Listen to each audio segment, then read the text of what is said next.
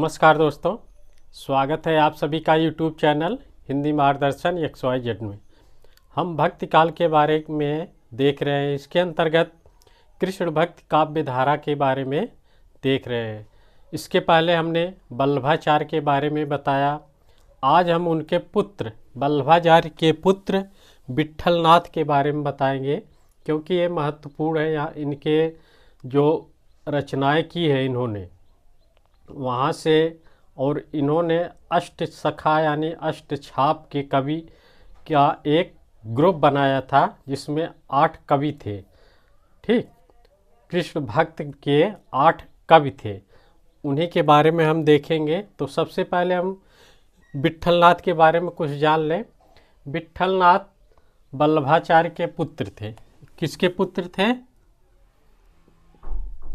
वल्लभाचार्य के पुत्र। ठीक, अकबर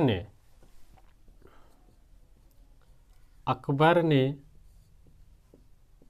इन्हें जैतपुर और गोकुल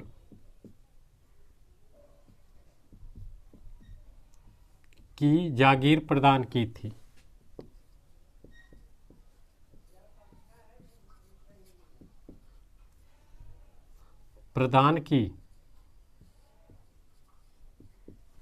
अर्थात ये अकबर के समय थे, उपस्थित थे। अगर प्रश्न पूछा जाए विट्ठलनाथ किसके समय थे, तो अकबर के समय।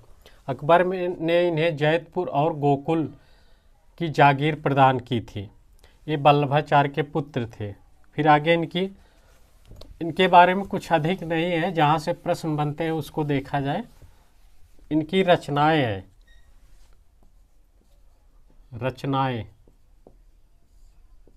यहाँ से प्रश्न बनता है। पहली रचना है श्रृंगार रसमंडन। श्रृंगार रस मंडन, ये इम्पॉर्टेंट है, इसको याद रखिएगा। अगर पूछ लिया श्रृंगार रस मंडन किसकी रचना है, तो आप बताएंगे विट्ठलनाथ की। अगर इसकी भाषा पूछ ली तो वो किस में है? ब्रज भाषा में है। इसको जरूर ध्यान दीजिए, ब्रज भाषा। ये प्रश्न पूछा गया है और आ भी सकता है। दूसरी रचना विद्वन्मंडन।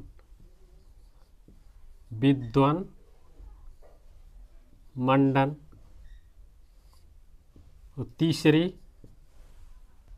यमुनाष्टक।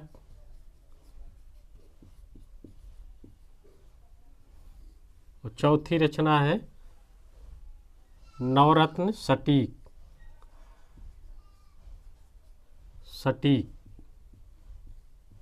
इनकी 4 रचनाएं हैं। सबसे इम्पॉर्टेंट श्रृंगार रस मंडन पूछ लिया किसकी रचना है, भाषा पूछ सकता है। विद्वन्मंडन विट्ठलनाथ की ही है। ठीक, चारों इसको याद रखिएगा। फिर विट्ठलनाथ ने अष्टछाप के कवि का निर्माण किया।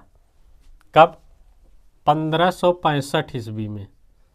1565 ईस्वी सन याद रखिएगा। कब? 1565 ईस्वी में अष्टछाप के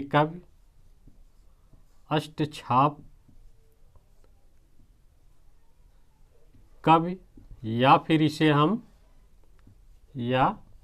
अष्ट सखा कह सकते हैं। नाम से इन्होंने 8 कवियों का एक समूह बनाया। इसमें क्या है? अष्ट सखा में 4 जो हैं, 4 कवि वल्लभाचार्य के और 4 कवि जो हैं विट्ठलनाथ के हैं।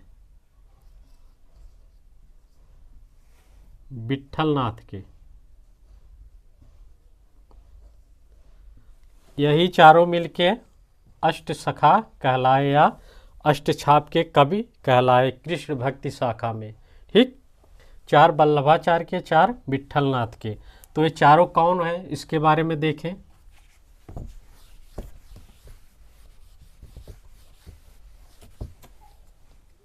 एक तरफ वल्लभाचार्य के शिष्य वल्लभाचार्य, दूसरी तरफ विट्ठलनाथ के।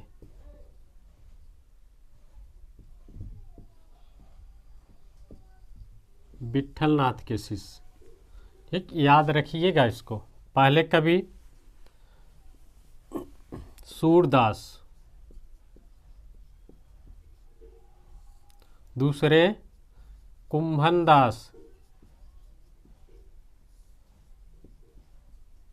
तीसरे कृष्णदास,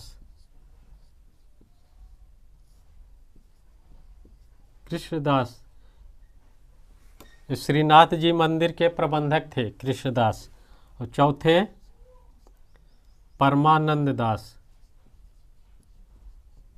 नंददास।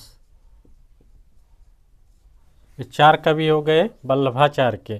कुंभन दास जो थे कवियों में अष्टछाप में सबसे बड़े थे, सबसे बड़े।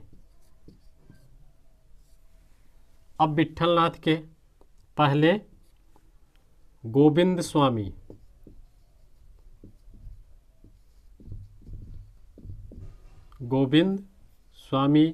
दूसरे छीत स्वामी,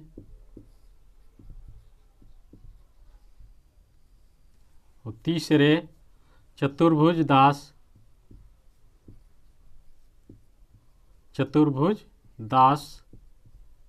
और चौथे नंददास।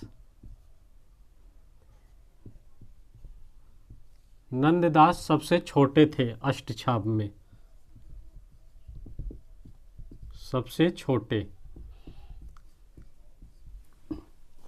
तो हमने वल्लभाचार्य के 4 शिष्य देखे, सूरदास, कुंभनदास, कृष्णदास, परमानंद दास। फिर विट्ठलनाथ के गोविंद स्वामी, छीत स्वामी, चतुर्भुज दास, नंददास। इसमें सबसे बड़े अगर पूछ लिया कुंभनदास, सबसे छोटे नंददास। एक कथन है कि जब सूरदास, यहाँ देखिए सूरदास कुंभ यानी घड़ा, सूरदास घड़ा लेके सर पे जा रहे थे। कृष्ण बहुत चुलबुले स्वभाव के थे, तो कृष्ण ने उनकी मटकी फोड़ दी। अर्थात सूरदास कुंभ यानी घड़ा लेके सर पे जा रहे थे, कृष्ण ने उनकी मटकी फोड़ दी तो परम आनंद आया, यानी बहुत खुशी मिली। इसी को परमानंद इस तरह याद करिए। सूरदास जो थे मटकी ले कुंभ लेके जा रहे थे, कृष्ण ने फोड़ दिया और परम आनंद आया, इस तरह याद करिए। गोविंद जो गोविंदा हीरो हैं, गोविंद ने एक चतुर्भुज का कपड़ा पहना, उसमें छींट पड़े थे। गोविंदा ने चतुर्भुज नाम के एक कपड़े पहने जिसमें 4 चतुर्भुज बने थे, तो उसमें छींट पड़े थे इस तरह। ठीक, गोविंदा चतुर्भुज नाम का कपड़ा जो था पहने थे, तो उसमें चतुर्भुज बने थे और छींट बने थे, छींटे पड़े थे। तो यहाँ नंददास कैसे, परमानंद, परम को हटा दें तो नंददास आ जाएंगे। ठीक, इस तरह याद करिए। ये 8 कवि हो गए।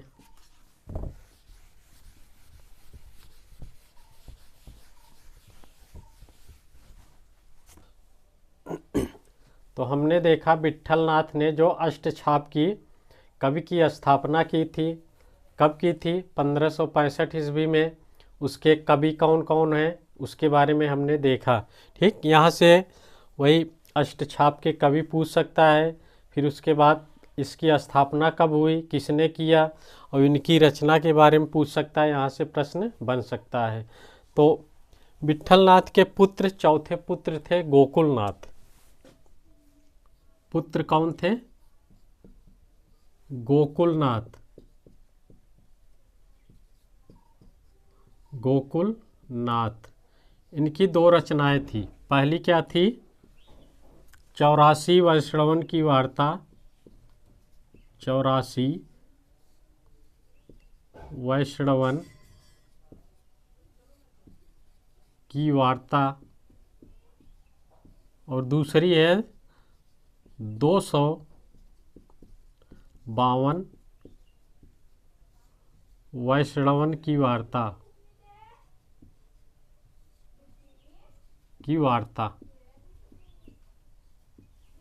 इसमें क्या है?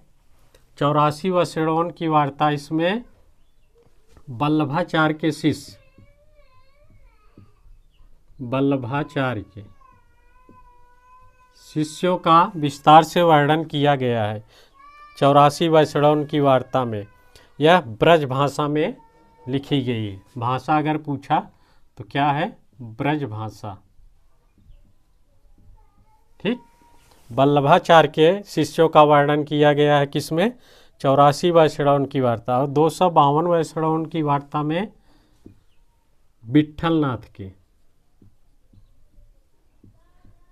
विट्ठलनाथ के शिष्यों का वर्णन किया गया है।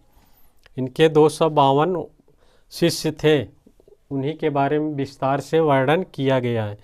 अगर ये पूछा जाए कि 84 वैष्णवन की वार्ता में किसके शिष्यों का उल्लेख है, तो वल्लभाचार्य, और 252 में विट्ठलनाथ के शिष्यों का वर्णन किया गया है। ठीक। तो आज हमने देखा विट्ठलनाथ, फिर उनके पुत्र गोकुलनाथ। यहाँ से बस इतने ही प्रश्न बनते हैं। ये जो प्रश्न बनते हैं इम्पॉर्टेंट हैं। यहाँ से प्रश्न हमेशा कहीं ना कहीं परीक्षा में पूछा जाता है, इसलिए ये टॉपिक सबसे महत्वपूर्ण है। फिर आगे देखेंगे हम अष्टछाप के जो कवि हैं उनके बारे में एक एक करके विस्तार से वर्णन करेंगे। उनके जन्म, मृत्यु, उनकी रचनाएं आदि के बारे में देखा जाएगा। ठीक। तो चलिए, इसी के साथ नमस्कार।